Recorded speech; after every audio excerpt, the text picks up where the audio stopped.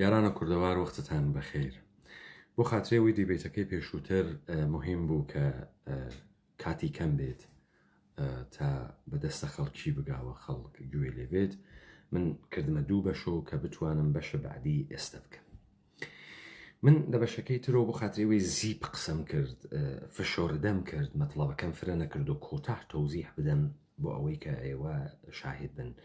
ئەو ئشاراتەی کە من لەو دیبەیتە کردم شمولە ئەمانە ئەکا. اتفاقێکی گەورە لە دنیا خەریکە ئەکەفێ، ملیارد ئینسانیان کۆشداگە بە دنیای لاهوت و بە دنیای ئەنلاین، و ئەمە سەرنەوەشت مەحتومە بەشەرە و ئینسانەکان وایان پێدێت. ئەگەر تۆ بە عیلم و ئاگاهی لەم مەطلبە بتوانی خۆ سازماندەهی بکەی، مردمت ئاگاه بکەیتۆ بە شێوەیەکی سازماندەهی بیتە ناوە ئەم دنیا، سنوورەکانە خۆت بگری، ئەمانە بەرەبەرە قوانینی جدید تێرن، بەرەبەرە قودرەت‌های جدید تێت، بەرەبەرە اتفاقاتێکی عەزیم ئەکەفێ لەم دنیای ئەنلاین و دنیای لاهوتە. بە پێشەوانی عەسرە مۆدەرنیتە کە ئێمە جێماین، ئێمە نەمانزانی وە سەرزەمینە ئێمەیان لە دەستمان دەرهاوت و تیکە تیکە کرد و جەهانە کوردیان حملە پێ کرد و کۆرپۆرێشنەکان بەسەرمان و سوار بوون. ئیمڕۆ تەمامی پۆتەنسیێڵی ئومەتی کوردی ئێشەی لەم زەمینە تەوەسوتە داوکاران دەوران و ڕۆڵەکانە سەردەمە ئومەتە کوردی ئامادە بکرێت و تەیار بین و بە شێوەیەکی منسەجم لەم سەرنەوشت و چارەنووسە مەحتومەی ئینسانە ئێمە شرکەت بکەین و بتوانین دەسە کوردیە خۆمانی لێ بوەشینین. یعنی چی؟ یعنی من ئومیدوارم کە کەسێک بەرعەکس حاڵی نەبوو بێ ئەم کارەی کە کردگیانە بزانن. من تەوزیحێکی بچووکمدا لە فاسڵەیە بێزەمینکردنە ئینسان تا گەیشتنە ئینسان بە قۆناغە سەرمایەداریە کە ئیتر یەواش یەواش مشتومڕە ئیجتیماعی دەست پێ ئەکات و ئەچێت بەرەو ئینقلابات 150 ساڵ توو دەکێشێ. لە دوای ئینقلابە فەڕەنسا تا گەیشتن بە ئەوجە تەنشا و شکڵگرتنە قەبارەی نظامە سەرمایەداری 100 ساڵی تر توو دەکێشێ. ئەمەی کە قەبلەن ئینتەرنێت مەوجودە، قەبلەن بلەخەرە کاربەرە ئینتەرنێتی مەوجود بووگە، ئەمە دەوران اتفاقێکە کە ئەکەفێ یەواش یەواش شرکەتایەک دروست ئەوەن تۆجۆکەن و ئەم شرکەتانە یەواش یەواش فێر ئەون فەزایەکی جدید. تۆ هەر لە کریپتۆکەرەنسی گرتگە، دیانێ لە پوڵە ئلکتریکی گرتگە تا ئەنوا و ئەقسامە خەدەماتی کە ئمڕۆ جێگەی خەدەماتە حزوری گرتگەسە و لە کۆمپانیهای گەورەیەک وەکو نێتفلێکس گرتگە، تا یعنی ئێستا خەریکە جێگەی سینەماکان ئەگرێتەوە. تەوەجۆکەن تا ئەنوا و ئەقسامە ئەپلیکیشنهای جۆرا و جۆر کە خەریکە دنیاکە بڕ ئەدەن لەم دنیای ئەنلاینە. ئەم دەفعە کورد جێنەماگە و ڕاپەڕینە کوردەوارە سەربەخۆ وتی بە خەڵک کە کۆرۆنا بۆ اتفاق و بزانە ئەگەر جاران 2 ملیارد ئینسان کاربەری ئینتەرنێتی بوو، 3 ملیارد ئینسان کاربەری ئینتەرنێتی بوو، شۆکە کۆرۆنا تەکانە کۆرۆنا 3 ملیاردی کرد بە 7 ملیارد. یعنی ئەمە ئەو کۆچە عەزیمە تاریخیە بوو کە کردیان، ئێمەیان کۆچان بە دنیای ئەنلاین و نەسڵە جەدیدە ئێمە لە 4 ساڵگیوە بە شەخسیەتهای ئینتەرنێتی ورودی کرد. سارا بووگە بە سارا 6122، سارای 6122یشە، سارای 1112یشە، سارا خوشکلەس، سارا هانیە، سارا هولووە و ئەنوا و ئەقسامە ساراس. سارا ئەوێتۆ ساحێوە 10 هۆڤیەت 15 هۆڤیەتە ئەنلاینە لاهوتی. بەرەبەرە قوانینە جدید تێت، بەرەبەرە ئەم دنیا نەزمی پێدەن چۆن نەزمیاندا بە ئەم جەهانە ماتریکسیە ئوردوگاهیە بە دنیای لاهوتیش نەزمەدەن و کارهایەکەکەن خارق العادە کە ئێمە ئەگەر نەفەهمین دووبارە زنجیر لەسەر زنجیر، کۆت لەسەر کۆت لە قاچە ئینسانە کوردی و سەرزەمینە کوردەوار ئەکرێ. بۆیە ئەو شەرەفە گەورە هەنە ڕاپەڕینە کوردەوارە سەربەخۆس و هەنە شێوەیە تەفەککورە داناییە دەورە کوردیە کە ئەم جارە کورد لە اتفاقاتە دنیا و پێشە گشت کەسێک کەوت. ئومەتە کوردی ئەوەڵین ئومەتێکە لەم دنیا ئەزانێت کە چه اتفاقی کەوتەکە. و ئێشێ تەمامە نیروی ئیجتیماعی کوردی بەسیج بکرێ لەم ڕێگە. هەر کەسێک هەر تەخەسوسێکی هەست لە ڕاستای بەهێزکردنە ئومەتە کوردی بۆ ئەوەی کە بە قودرەت و حزورمان بێت لە بینمانەوە نابودمان نەکەن، ئیزۆلەمان نەکەن، مردممان نابود نەکەن، حزورمان بێت. پس ئەم بەحسە ئێمە لە ئایەندەوە ئەیکەینۆ. ئەم شتەی کە من بە ئێوە وت پەیبردنە بە دنیای سەرمایەداری 150 ساڵ بۆ نوخبەکانە ئەوروپا تووری کێشە. وەلێ ئێوە ئێمڕۆ لە ڕێگەی ڕاپەڕینە کوردەوار سەربەخۆ ئەووەڵین ئومەتێکن لە جەهەن بە مەحزە ئتفاق کەوتنە ئەم جەریانە دوای 10 مانگ زانیتان کە ئتفاق چییە. پس ئێوە فەهمیتان هەدەفە لە کۆرۆنا کۆچە ملیاردیە ئینسان بە جەهانە ئەنلاین بوو و ڕاگرتنی لەوێ بوو. ئەمە ئەوەسەوا هیچ کەس نەیزانی. پس ئێشێ ئێمە ئامادەوین وەتینە سەر ئەوە و دیبیت هایەکمان لەسەر ئەوە ئەوێت کە ئێشی چی بکەین و چۆن بین. من مثالە ژاپۆنیەکانمدا، ژاپۆنیەکان تەنیا ملیەتێکی ئاسیایی بوون کە لە ڕەوەندە مۆدرنیتەوە تەکنۆلۆژی دوانە کەوتن، یعنی بە فاصلەیەکی 100 ساڵە گەیشتن بە پای غەرب و توانیان غەرب بە چاڵش بکێشن لە حازە تەکنۆلۆژیوە. ئەم جارە ئومەتە کوردی لەم تەغیرە ئەساسیە تاریخیە دوای 350 ساڵ جێنەما، نەک جێنەما بەڵکو دەسی ئەمانەیەنی خوێند و ئێشێ ئێمە لە تەمامە زەخایرە ئەرزشی وجودی مەتنی و کوردی خۆمان بۆ هێشتنەوەی خۆمان، بۆ مانەوەی ئینسانی خۆمان و بۆ مانەوەی کوردی خۆمان و ئاخرین شۆڕشمان بەکارێنین. و ئەمما بێمە سەرە دیبەیتەکەی تر. پس ئەم مقدمەی ئەزافی ستێشە واجب بوو کە دابنرێت لەسرە دیبەیتەکەی پێشووتر. هەروەکو ئیشارەم پێکرد دیبەیتەکەی پێشووتر مەشیایە کاتی کەم وایە تا خەڵک حوسەڵەی بوێ گوێی لێ بگرێ. من مطمئنم پرسیارە فرە دروسەوێ، مطمئنم فرە کەسێک پێوایە شتێکی عادیە، نەکاکەیان عادی نییە. ئەمەی کە من پێتم وت هیچ کەڵە بلیمەتێکی ئیدعاداری دانشگا چووگە ئستانفۆردە ئۆستادە دانشگای هاڕواردە کەمبریج ئۆکسفۆردی نە بە تۆی وت نەزانی نەوەتی ئەوە من بە تۆم وت. و ئەمە گەورەترین کەشف تاریخ جەدیدە کە ئێستا ئێوە لێ ئاگادارن. و ئەمە یاران ڕاپەڕینە کوردەوار سەربەخۆ من گەرەکمە مەوزوعێک بۆ ئێوە بەحس بکەم، مەوزوعێک کە ئەتوانێت ئەزمونێکی گەورەوە تەجروبەیەکی گەورە لە لەحاظە مبارزاتی بۆ ئێوە بێت و هەروەها دوژمنانە ئومەت و کوردی و دوژمنانە داوکاران دەوران بزانن لەگەڵ کێ تەرەف بووگن و بزانن لەگەڵ کێ مواجه بووگن و بزانن ئێمە سەدەن هەنگاو واینە پێشە ئەوانەوە و ئەوان بە هیچ شێوەیەک ناتوانن بەر بە شۆڕشە عەزیمە کوردی بگرن. و ئەمە دەستە ئینتقامە گەورەیە تاریخە کە لە ئاستینە ئومەتێکی تەوتە ئەبەر ئەلێح کریاگ کوردی تێتە دەر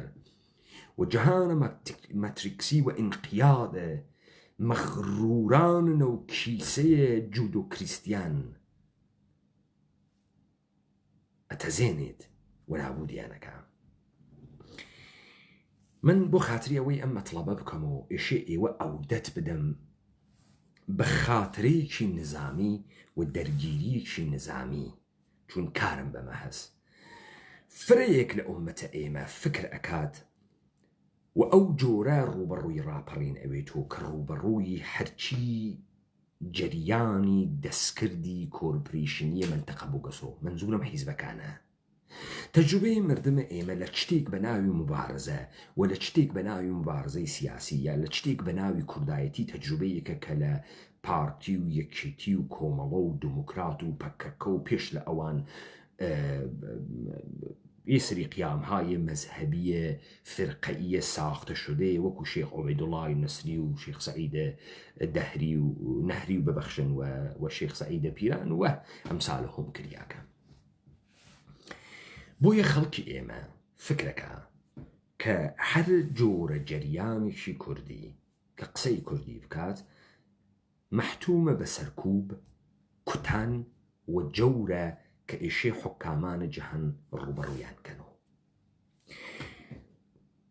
بە خۆشحاڵیەوە بە ئێوە بێژم و ئێوە بزانن کە هەر کەسێک یار ڕاپەڕینە کوردەوار سەر بەخۆ بێت، یار ئەم مەتنە کوردیە بێت، هیچ قدرەتی لەم دنیا دەسی بۆ ناوات، هیچ کەسێ جورئەت ناکا بیگرێت و ئیستە من تەوزیح دەم بۆ جورئەت ناکا بیگرێت. پەیمانە حەیدەری و یاران ڕاپەڕینە کوردەوار سەر بەخۆ ئەم مەتنیانە جۆری دانەنیاگە کەسێ بتوانێت فاسدیکە بەلاڕێ بیوات و بتوانێت یاران کوردی سەرکوب بکە، سەرکوب بە خەتەرناکیان کە و بەهای سەنگینیان پێبە، بەڵکو دەستبردن بۆ هەر یارێکی ڕاپەڕینی کوردەواری سەربەخۆ گەورەترین هەزینە ئەدات بەوانەی کە خەریکن جەهانە ئەمڕۆ ئەخۆن و سوارە مەردم دنیا بووکن. پس ئەوانە کە چوون ئەقڵە ئیدارەکردنیان هەست، چون ساڵەهای ساڵە و سەدان ساڵە سەروەری ئەکەن بەسەر مەردەمە دنیاوە، ئەفەهمن دوژمن کێس چه شەکڵیەوە لەگەڵ کام دوژمنە دەست بە یەخەبوون. ئەوان دوژمنەکانە خۆیان دروسیەکەن و لە ڕاپەڕینی کوردەوارە سەربەخۆ لە کونە زاوەکانی و هات کەسە دەرەوە کوهن ئولگووە کوردیەکان ڕای چڵەکەن دەگە و هات کەسە ناوە دنیای حەقیقی و حەقیقەتی واپێ و واقعیە و ئینسانە واقعیە و جەهانە مەتریکسی ئەوانە نابوو دەکا و من ئیستەمە تەوزیحدەم بزانن. بارهای بار بیستگمە کابرا ئێژێ بۆ پەیمانە حەیدەری دەوڵەتە بریتانیا نایگری، بۆ پەیمانە حەیدەری ئیاڵەتە متحدەی ئەمریکا نایگری. بەڵام بریتانیا کارل مارکسیشی نەگرت. کارل مارکس لە ئاڵمان دەرکریا، لە فەڕەنسا دەرکریا، لە بلژیک دەرکریا، بەڵام کارل مارکس کاپیتاڵی لە کتێوخانەکانە لەندەن نووسا. کارل مارکس لە لەندەن مرد. کارل مارکس لە مارکسس گرێڤ و لە ئارچوەی لەندەنە. بۆ دەوڵەتە بریتانیا کارل مارکسی نەگرت؟ بۆ نەیگرت؟ پرسیارە مەسەلە. دەوڵەتە بریتانیا هەر وەکو لە پێشووتر وتم بە پێچەوانی مابەقەی دەوڵەتە ئەوروپاییەکان ئیدعا ئەکات کە سیستەمە ئیجتیماعی و سیستەمە دەوڵەتیەکەی لە نەریتە ئینگلیسیەوە هاتگە و هیچێک ئەزافەتە بە نەریتە ئینگلیسی نییە و ئەم دەستگای سوڵتە و ئەم نەزمە کە ئەسی نەزمە مەردەمە ئینگلیستانە و لێزا مەردەمە ئینگلیستان انقلاب ناکەن، بەڵکو دەوڵەتە بریتانیا تئۆریزەکردنە مەفهومە ئازادی تەوەسۆتە ئادەمە سمیت کە ئازادیە بازار بوو بە شێوەیە انقلاب لە ئیاڵەتە متحدەی ئەمریکا جێبەجێ کرد. انقلابەکەی کۆچەند بۆ ئەمریکا کەواتە سنەتە ئەنگلا ساکسۆن موجودە لە ناوە حکوومەتە بریتانیا وەکو حکوومەتە دایک، شێوەی جەدید و متەجەددی تەبەلوری پیا کردە لە هەیکەڵە ئیاڵەتە متحدەیە ئەمریکا بە سوورەتە دەوڵەتە ئەمریکا لە ژێرە تەئۆریزەکردنە مەفهومە ئازادیە ئادەم سپیت و مەکتەبە سکۆتلاند. پس لەگرا ئەوێنی تۆ تەکە کەسانێکا ڕوبەڕوویت کە ئەنچێ پێ ئێژن سیاست، یعنی علمی بەدەست هاوردنی دەسەڵات و هێشتنەوەی دەسەڵات ئاگاهن و ئشرافە کاملیان هەست. بابزانن دەوڵەتە بریتانیا هیچ ئینسانێک کە وەزن ئیجتیماعی بووگە نەیکوشتەگە لە ناپەدئۆن بناپارت بگرە کە نەیکوشت تا ڕزای پەهلەویە کە خۆی گرتی، خۆی داینیا و خۆی لێو دوا بردی خستیە سەن تەبعیدی کرد، تا شێخ مەحموو کە نەیکوشت و تەبعیدی کرد بۆ هندوستان و لێو دوا ناسریە. دەوڵەت بریتانیا کەسێک کە وەزن ئیجتیماعی بێ دوژمنایەتی هەتایی تەکاناکە، یعنی تێاتێڵێتەوە سەبری هەست. ئەم ئیتمینانە دەکوێتێ لەوەی کە جامعەی بریتانیا هیچ وەخت تووشە ئینقلاب ناوێ. بۆ تووشە ئینقلاب ناوێ لەبەرەوەی تەمامە مؤسسات دەوڵەتە بریتانیا بە عینوانە نەریتە بریتانیایی تعریف کردیابنەوە. بریتانیایی عاشق دادگاکانێتی، عاشق دادگای باڵا و کراون کۆرتێتی. بریتانیا عاشق مەلەکەی بریتانیا، خانەوادەی ئەشرافیە بریتانیاست. بۆیە تۆماس پەین باوکە ئینقلابە ئەمریکا، کەسێک کە کتاوە کامن سنس و عەقڵە سەلیمی نووسا، لە ئەمریکا لێم دوا لە ئەنجەڵا کتاوهای بعدی بەر عەلەیه تەبەقەی مۆنارش نووسا و کەسێ نەیگرت لەکەی لە قەرنە هەژدەهەمەوە و هەر ئەم ئاغا چوو بۆ فەڕەنسە و شرکەتی کرد لە ئینقلابە فەڕەنسە بە مەتنە خۆی هەمان مەتنێک کە لە بریتانیا ئینقلابی دروست نەکرد لە فەڕەنسە ئینقلابە دووەمی دروست کرد پس تۆ لەگرا نەقشە کەسێک بەناوە تۆماس پەین کابرایەکی ئینگلیسی لە ژێرە ناوە تەزادە تەکە تەبەقەی مۆنارشە ئەوێنی کە منتەهی ئەوێ بە ئینقلابە یاوڵەتە متحدەی ئەمریکا و بعد لە بریتانیا ئینقلاب ناوێ بەڵکو لە بریتانیا هەڵ ئەسێ و ئەچێ لە فەڕەنسا ئینقلابە فەڕەنسەیش دروست ئەکەن و شرکەتی تیاکەن. ومیدوارم بە سوورەتە مستەتەر تێگەی بوون لە قسەکانە من تەمامە ئەمانە بەرساختە تەمامە ئەمانە هدایەت بوو و تەمامە ئەمانە دروستکریاگن و ئەمما بێمە سەر ئەوەی کە ئەمانە چه سیاسەتی بەرامبەر بە ڕاپەڕین و کوردەوارە سەربەخۆ جێبەجێیەکەن. ڕۆمانە جەنگ و سۆڵح ئاغای لێۆن تۆڵستۆی یەکێک لە مهمترین ڕۆمانهایەکە کە ئێشێ لە هەر دانشگایەکی نظامی دنیا تەدریس بکرێت. لەم دنیا فرە کەسێک کتاوە هونەرە شەڕی نووساگە چ لە سنتزۆوە کە ئاوەڵین کەسی بوو چ لە ئەفسەران ئاڵمانی چ لە ئاغایە نیکۆلاس ماکیاڤلی و چه لە ڕۆمانە شەڕ و سۆڵحە لەۆن تۆڵستۆیە. ڕۆمانە شەڕ و سۆڵحە لەۆن تۆڵستۆی فرە مهمە. من بۆ خاترێوەیە مەطلبە بێژم بە ئێوە متالعەیەکی باشم لەسرە شەڕە جەنگە جەهانیە دووەمە ستالینگراد لەگەڵ ئاڵمانە نازیە و شێوە و تاکتیکە شەڕە ئاڵمانە نازی و شەڕە ئەرتەشە سوورە اتحادە جەماهیرە سۆسیالیستیە شەوروی کردەگە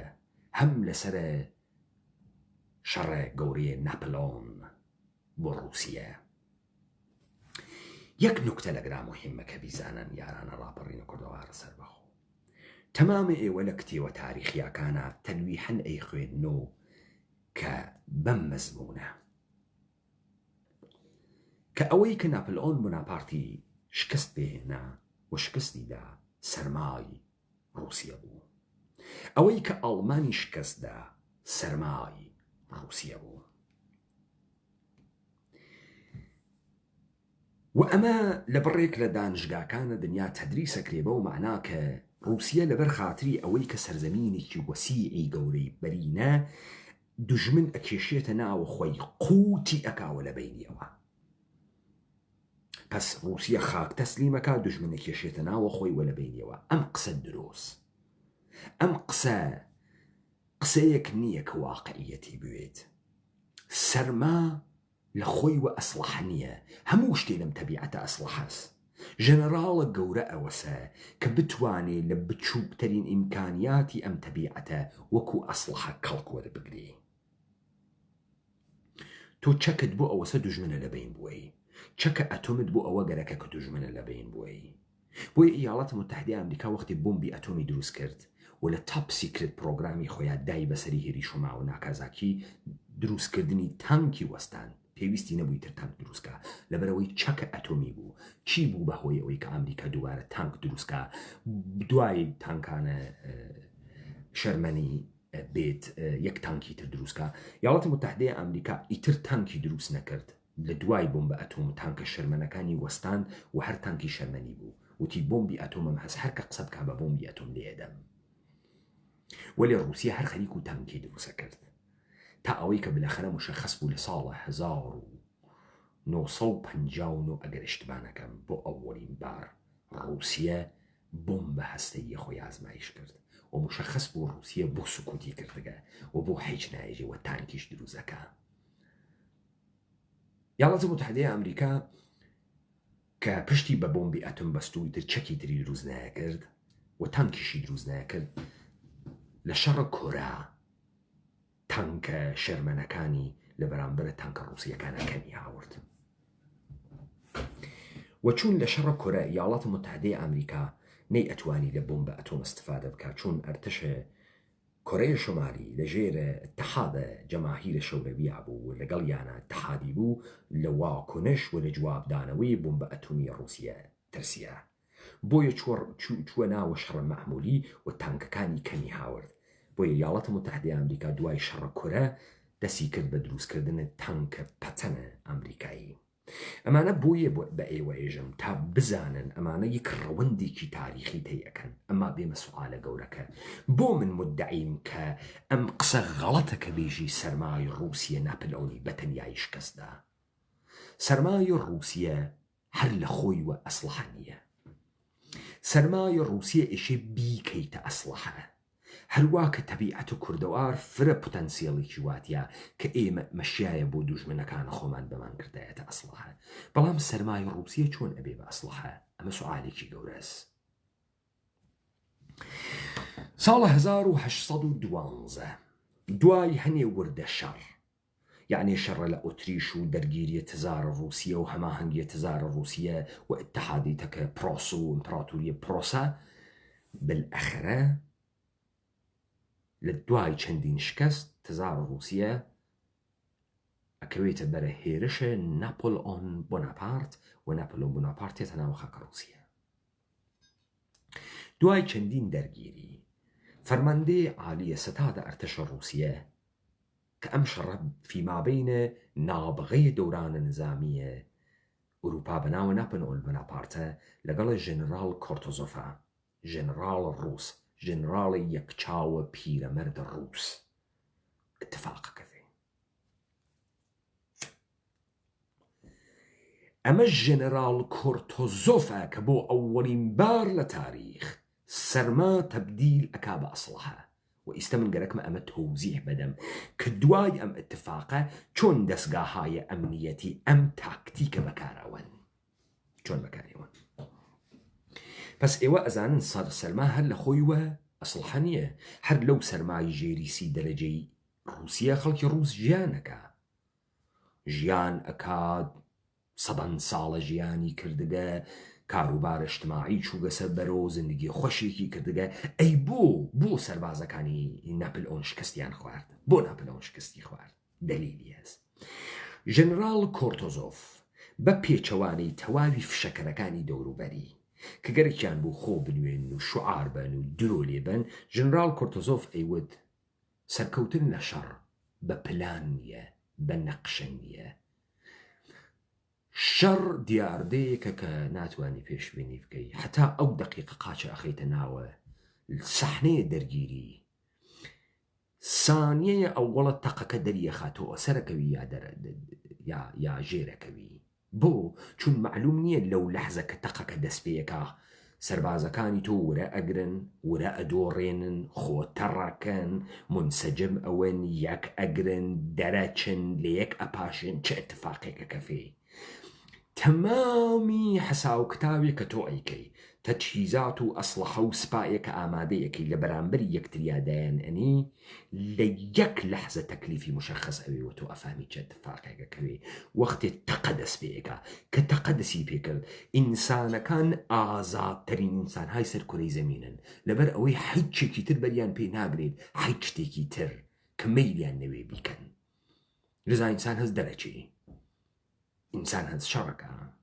ئالەوەی دەرئەکەوێ هەر کەسێ چەنێ بیاگە لەو لەحزەی تەقە ژێنەرال کۆرتۆزۆف ئێژێم چرت و پرتانەی کە ئەم دەوروبەرانی تزارە ئێژنیوە دەردناخوە کۆرتۆزۆف ئەزانێت ڕووبەڕووبوونەوە لەگەڵە ئەرتشە 600,000 ناپلئۆن بۆناپارتە کە بریتیە لە سپای ئوروپای متحد فەڕەنسەویەکان بریتیە لە لەشکرانە لە هەستانی مەجارستانی و تەمام ئەوانەی کە بوون متحدە ئاغایە ناپلئۆن بۆناپارت ڕووبەڕووبوونەوە لەگەڵ ئەمانە ئاسان نییە و ژێنەرال کۆرتۆزۆف ئەزانێت دەرگیریە نظامی بکاتە کە ناپلئۆن بۆناپارتە ناپلئۆن بۆناپارت نابودی ئەکا بۆیە ژێنەرال کۆرتۆزۆف سیاسەتێکە ئینتخابی ئەکا ئەمەسە سەرما تەبدیلە بە ئەسلحە بکا لە بەرامبەرە ناپلئۆن بۆناپارتە و هەر تکراریە کات و ناپلئۆن وات پێ بکەم گۆشتی ئەسپەکانت بخۆیت و بگەڕیت و خۆ پستا ئەگرا دیمان سەرما خۆی لە خۆی و ئەسلحە نییە بەڵکو ئەبێ بیکەی بە ئەسلحە لەگرا ژنراڵە یەکچاو و پیرەمەردە ڕووس بە ئۆڵینبار لە تاریخە ژنراڵێکی بێمدعا کە هیچ کەس بەحسی ناکە و فقط باسە گەورەیە ناپلئۆن بناپارت شکستدا چۆن شکستیەدا ئەمە تەبیعەتە ڕووسیە نەبوو ئەمە نبووغە ژنراڵ کۆرتوزۆف بوو ژنراڵ کۆرتوزۆف نەیگەرەک بوو ئەرتەشە ڕووسیە دەرگیر بکە لەگەڵ ئەرتەشە ناپلئۆن بناپارتە بۆ خاتری ئەوەی ژنراڵ کۆرتوزۆف معتەقد بوو ڕووسیە بە لە دەستدانی بەشێکی لە خاکەکەی لەبین ناچێ بەڵام بە لەبین چوونە ئەرتەشەکەی لەبینەچێ بە لەبین چوونە ئەرتەشەکەی ڕووسیە هەتایە لەبینەچێ بۆیە ئێشێ زمانی سەربازەکانی بەکاربێنێ کە زمانی گەیشت بێت و زەربەیە کە ئەیوەشێنێ کاری بێ و ناپلئۆن حتمما شکست بخوا پس تاکتیکێک کە هەڵی بژارد پاشەکشەکردنەوە بوو لە بەرامبەر ئەرتەشە ناپلئۆن یعنی لە بارە سایکۆلۆژی و ناپلئۆن تووشە قەیرانە فکری بکە ناپلئۆن کەسێکی پڕزۆرە و هەر ئێژێ بێ لەگەڵمان شەڕکە و ئەو شەڕی تەکان ناکە فقط ئەکشێتە دواوە بەڵام ئینسجامە لەشکەرەکەی یەکچێتیە لەشکەرەکەی تەیاربوون لەشکەرەکەی ئەپارێزێت نەیگەرکە سەربازەکانی ئەلەکی با بکوشت دەبێ هەیبەتە ئەرتەشە ڕووسیە بمێنێت یعنی ئەرتەشێک نەوێ شکستی خواردوێ ئەرتەشێک نەوێت سەربازەکانی نیوە زەخمی بن شەلوپەت کریاون لە مەیدانە شەڕات دەرچوو بوون تارومار کریاون لە فەرماندەهی دەرچن بەڵکو دەبێ ئەرتشێکی قەبارە محکەم مەوجود بێ لە بەرامبەر ناپلۆنە بۆیە قەبارەی ئەرتشەکە ساڵەم تێڵێتەوە وەختی ئەگەنە مۆسکۆ خەڵکی تر شعارە دەن و خوێنمانە و وەتەنمانە و سەرزەمینمانە و ئەمانە کۆرتوزۆف ئێژێ مۆسکۆ چۆڵکەن سیاسەتە کۆرتوزۆف ئەمەسە سیاسەتە زەمینە سوتاوە یعنی چی؟ یعنی هەر کە ئەکشێتە دواوە هەم گشتی دەهاتەکان ئەسووتێنێت نابودی ئەکات یەک گونی ئاڵف نایاڵێ یەک گونی گەنم نایاڵێ کارتەشە ناپلئۆن تەقزیە لێ بکە وە لۆجستیکی پێ بگات نایاڵێ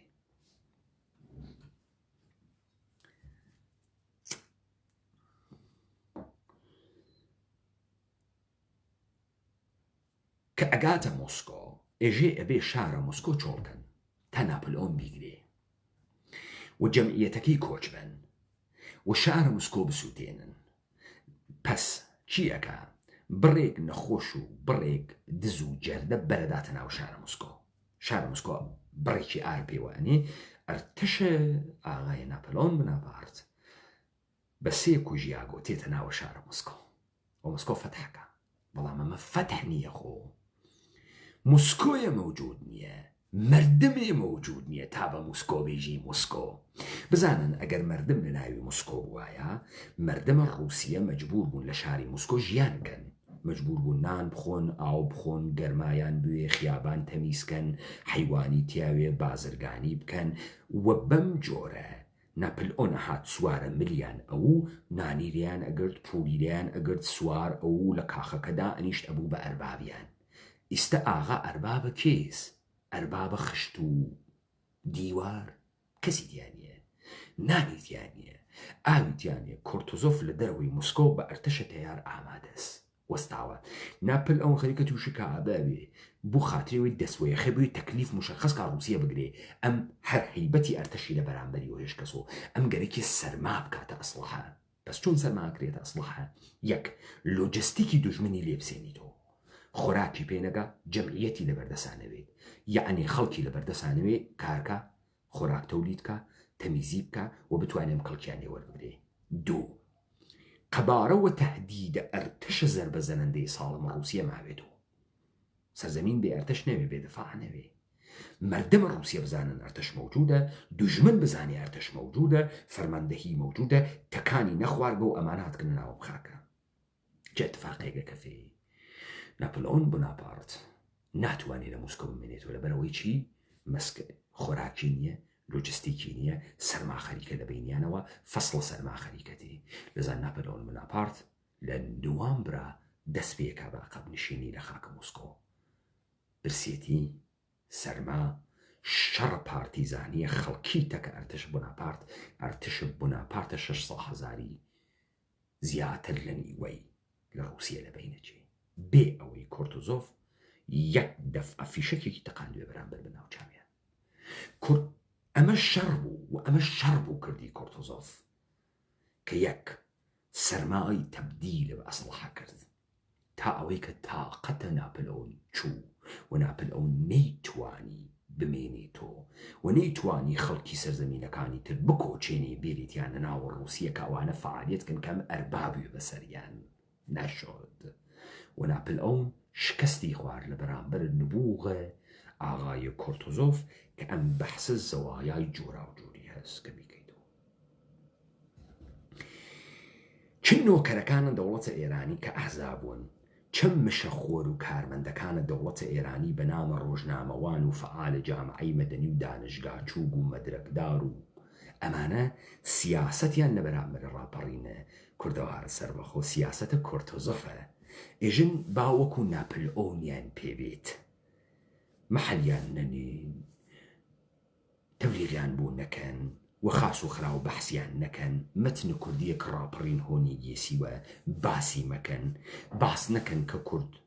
و جریان کوردی و جەهانە کوردی مەتنە کوردی هەست باسی نەکەن کە شۆڕشە کوردی مەوجودە باسی هیچ مەکەن با ئەمان خۆیان شەکەت بوون. وەختی ئێمە شەکەت بووین چه اتفاقێکەکەوێ ئێمە کە شەکەت ئەوین مەتنە کوردیە کە دامانیاگە بێساحێوەوێ کە بێساحێو بوو ئەمانە بەرەو ئینحراف ئەیوەن ساختارێکی بۆ دروستەکەن لە ئینقیادا لەسەر مەتنێکە ئێمە بە مەفاهیمە مەتنێکە ئێمە وتکمانە تەمامی هیوایان بەسکەس و بەوەی کە ئێمەش وەکو ناپلئۆن فشارمان بۆ بێت ئەوەی کە بڕۆینە دواوە بەجێ بێڵین. ئەمانە فکرەکەن ئێمە شۆڕشێکمان کردگە ماتەڵین خەڵک بێکارتە عوزبێت لە ئێمە بسێنێ حەقی مانگانە بە ئێمە با پوڵمان پێبا ئێمە بڕۆین ساحیوە تەخت و تاج بووین شەڕ بکەین چۆرەتی پێیاکەین. ئێمە شۆڕش ماوانە کردگە ئەو شۆڕشەی کە ئێمە ئیکەین ئێمە لە کونەزامەکان و هاتکینە دەرۆ مەجبورین بیکەین ناتوانین بیشارینەوە ئەمە زندگی ئێمەست تا ئەو دقیقەی پەیمانە حەیدەری هەناسە ئەکێشێت شۆڕشە کوردی لە زارە پەیمانە حەیدەری ناوڕێت و تەواو ناوێت تا ئەو دقیقەی یارانە کوردەوارە سەربەخۆ زێنەگەن و لەم سەرزەمینە کوردەوارە ڕۆڵەیەکی کورد دەدایکە بێت ئەم مەتن ڕاپەڕینە کوردەوارە سەربەخۆ نابرێت. ئێمە ناپلئۆن بناپارت نین کە بە ئیگنۆرکردن ئێوە بە چۆڵکردنە ساحە دەرگای هەرچی تەلەڤیزیۆنە هەرچی ئیمکاناتە جامعەی سەرزەمینە کوردەوارە لە ئێمە گیریاگە. با بزانن یاران ڕاپەڕینە کوردەوارە سەربەخۆ ئیمکاناتم ماڵیان گەرەکوێ وە زەبر لە قڕوو بە ئێوە دەریتێرن با بزانن دەریتێرن. با بزانی یارانە ڕاپەڕینە کوردەوارە سەربەخۆ ئەسلحەیان گەرەکوێ لە ناوە دڵەتوا دەریتێرن.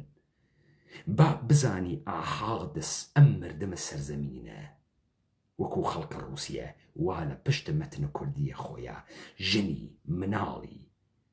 بچووکی پیرەژنی ئەشرافزایی پوڵداری هاڕیاگی وا لە پشتە مەتنە کوردیاوە تێتە پشتی و تێتە پشتە ئەم عەزەمەتە تاریخیە بۆ خۆی. ئێمە ناکشێنە دواوە ئێوە ئشتبا فکرتان کردگەسەوە و ئەمما یارانە کوردەوارە سەربەخۆ بابزانن تەمامە ئیدعاکانە کۆرپۆریشنەکانە جەهان لەسەر مەفهومە ئازادی وێسیاگە تەوەجۆکەن. تەمامە ئەمانەی کە بەحسەکەن لەسەر مەفهومە ئازادی لەسەر ئەمنیەت و لەسەر عەداڵەت وێسیاگەن و لەسەر کەرامەتە ئینسان. مەتنە ڕاپەڕینە کوردەوارە سەربەخۆ مەتنە ئینسان و مخەیەرە ئازادە لە واقعی تەرین ورژنیا و لە کوردی تەرین ورژنیا کە بەشەریەت وێگەیگە و لە سەرزەمینە کوردەوار و دەسی پێکرد. با بزانن لە تەمامی چمکە پیرۆزەکانی ئینسانە کوردەوار لە پێشەوەی هەمووی جیهان بووگە و ئەم هەجمەیە کە بە ئێمە کریا هەجمەیە لە بینبردنە نەزمە کوردی بوو. یەک نەفر لەمانەی کە بۆی بە قودرەتەوە کردبی زاتی نییە دەست بۆ مەتنی ڕاپەڕین بووە هەر وەکو شارە زەردەواڵە لێ ئاڵۆزێت بێت باسی چی بکە بێت بێژی چی بە چی مەحکومت کە بێژێت تۆ تەرەفدار ئازادی نیت بێژە تۆ بە کرێگیراوی جوولەکەی و سەهیونیزم و ئەمریکای خۆی دروستکراوی سەهیونیزم و ئەمریکا و جوولەکەس بێژێ تۆ دژمنە خەڵکی خۆی دژمنە خەڵکە خۆی بۆ فەسادە خەڵکی هاتگە بێژە تۆ کافری خۆی کافرە خۆی ئیبنی پوڵە خۆی بەندەی پوڵە بەندەی ناوگەڵە خۆی عەبدە پوڵە عەبدە ناوگەڵێسی عەبدە حکوومەتە عەبدە مەسئولە عەبدە ملیۆن شتە لەم دنیا و عەبدە ئەوەی کە نییە لەم دنیا عەبدە خواست بێت بێژی چی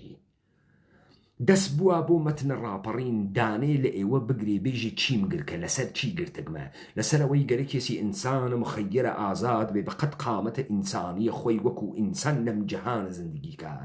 بە کەرامەت و زندگیکە بێت بێژێ ئەم ئینسانە وا ئێژێت بێت بێژێت دنیای ئەمڕۆ لە نەزەرە جەهانە کوردی و ڕاپەڕینە کوردەوارە سەربەخۆ جەهانە ماتریکسیە و ئێوە دەوڵەتە واقعیە هیچ ملەتێکی واقعی نین و ئێوە کۆمپانیهای بازرگانین کە ملیۆن ملیۆنی ملیارد ئینسانتان بە بەردەیی گرتگە و لە ئینقیادا نابودتان کردگە بەم ئەبزارانەی کوا لە دەستانەوە ببێژێ وان نییە دێبا دادگامان بۆ تەشکیل بن بڕۆینە دادگا جمهوری ئیسلامی بزانێت من نە عەبدولمالک ڕیجیم نە کاورای ئەحوازیم نە حەپۆم من ئامادەم لە هەر کوێیەکی ئەم دنیا ئەی ڕفێنن بۆ گوانتانامۆ ئەیوەن بۆ تاران ئەیوەن بۆ زندانە ئیتلاعات ئەیوەن بۆ دادگای مەردمی ئەیوەن ئەی خەنە بەرە تەلەڤیزیۆن لەم مەتنە و بەم مەتنە ڕوبەڕووی خۆتان و حکوومەتتان و تئۆریسیەنتان و باسەوادتان و کەڵەبلیمەتتان بوویێتۆ تا بزانن ئەم مەتنە ئێوە نابود ئەکا یا نایکا بۆیە ڕێیانە ڕاپەڕینە کوردەوارە سەربەخۆ بزانن و نەیارانە ئەم ئومەتە کوردیە بزانن ئێمە ئەزانین نێ لە تەوانە ئێوە لەگەڵ مەتنە ئێمە دەربکەون قەترێ لە حەقیقەتە جەهانە کوردی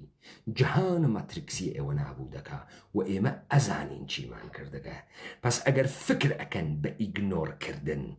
ئێمە شەکەت ئەوین و ئەچین و یاران ڕاپەڕین ئەچن و شەکەت ئەون چون ساختارێ ناوێنن چون وەکو ناپلئۆن حکوومەتی بەرمەردم ناوێنن چون مردمی لە مەتحوو سەنایانە مەوجود نییە مەتنە کوردی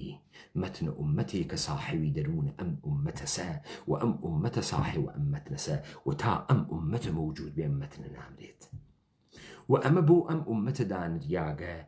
نەک بۆ ئیمڕۆ نەک بۆ 10 ساڵی تر نەک بۆ 100 ساڵی تر ئەم ئومەتە کوردیە لە شوێنە نەریتە هەزاران ساڵەیە ئینسانە مخەیرە ئازادە کوردیە ئدامەی ژیان ئەدا و لە هەر بورهەیەکا دانای دەور و داوکارانە دەورانی پەیدا بێ دوای 300 ساڵ کورد سەر لە نوێ لە خۆڵەمێشە خۆی هەستاوە دوای 300 ساڵ ڕۆحە کوردی دوای 300 ساڵ کۆهن ئولگووەکانە کوردی ئەم سەرزەمینەیان ڕاشەکاند و ڕۆڵەکانی هاتنە دەرەوە ئەو با بزانن ئێمە ئەزانین ئێوە کێن و ئێوە ئەم دەفعە لەگەڵ ئێمە ڕوبەڕوو بوونەوە بچۆ بە تەمامە دنیاتان و بە تەمامە پرۆفسۆر و کەلە گوندەتان و کەس نەیگوت کۆڕۆنا بۆ دروست کریاگە کەس نەیگوت چه اتفاقی دوای کۆڕۆنا ئەکەفێ ئەوە ڕاپەڕینە کوردەوارە سەربەخۆ وتی ئەوە دانەیە ئینسانە کوردی وتی و ئەوە مەتنە کوردی وتی پس بزانن هەرواکە هیچ اتفاقی لەم دنیا لە چاوە ئێمە پوشیدە نیە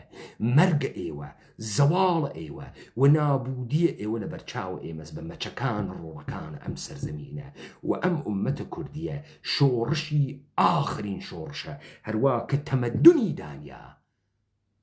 بەشەریەتیش بە کورد ئەمێنێتەوە لایەوە خۆش